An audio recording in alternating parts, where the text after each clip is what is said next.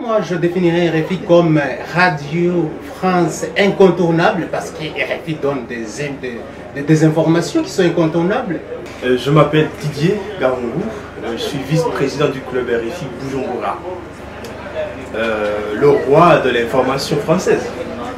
En écoutant RFI, on est rassasié dans tous les côtés, donc continuez à aller de l'avant. J'encourage également les journalistes, donc voilà, servez toujours de référence comme vous l'avez toujours fait. De continuer à être avec nous, à nous assister dans nos manifestations, d'être là en fait pour nous encourager, surtout avec nos artistes. Nous avons nos artistes, ils ont du talent, mais ils n'ont pas les gens qui peuvent en fait les promouvoir. En tout cas, si RFI a ces moyens-là, ou si RFI a cette volonté-là, il peut le faire. C'est une relation, R, relation, F, France, I, international.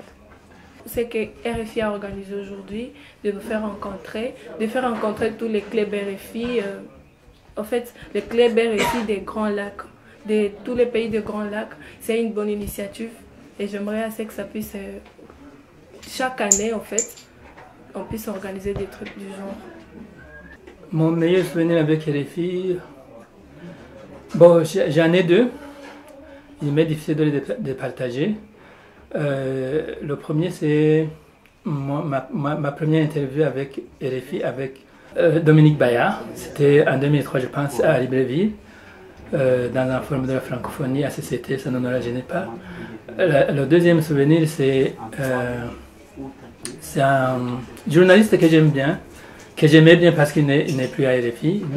Il a quitté RFI, il s'appelle Vincent Garrigue avec ses proverbes. Voilà. RFI en 3 mots. RFI pour moi c'est une ressource.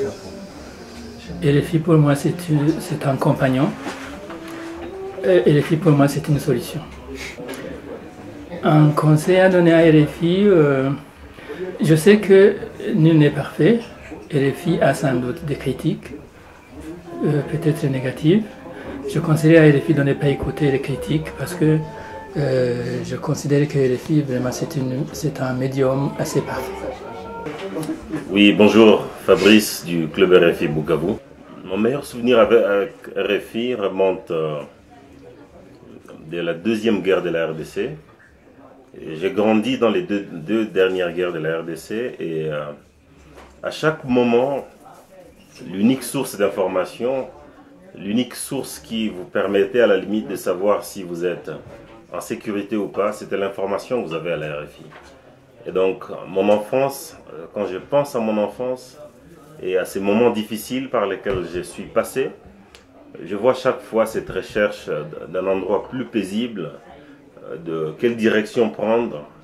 Et pour prendre cette décision, il fallait écouter à la RFI, il fallait écouter, paix à son âme d'ailleurs, Ghislaine Dupont, et il fallait donc trouver cette source là-bas de vie. Et donc, il y a ce sentiment personnel là-bas que j'ai avec RFI et qui est un très grand souvenir en rapport avec mon enfance. Un conseil à RFI, ce serait de rester RFI. C'est de rester RFI, c'est de rester toujours avec ses valeurs, de dire la vérité même dans les conditions difficiles, de ne pas céder bien sûr à des pressions, des personnes par exemple avec pouvoir, et de toujours s'assurer de donner disons l'accès à l'information à des personnes qui ne peuvent en aucun cas peut-être avoir accès à cette information, et de comprendre que RFI impacte en tout cas beaucoup de monde et beaucoup de gens, et de tenir en compte bien entendu l'ensemble des auditeurs, l'ensemble de ces auditeurs qui sont multiples sur le globe. RFI en 3 mots, ce serait qualité, régularité et intégrité. Alain Bachizi, président du club RFI Bukavu. Mon meilleur souvenir, c'est quand j'ai vu RFI débarquer pour la première fois en province du Sud Kivu. Sébastien Bonidjol, Christelle Namour, accompagné de Annie Gasnier et toute son équipe pour le camp de Lucenda. RFI en 3 mots, amitié, sincérité, information.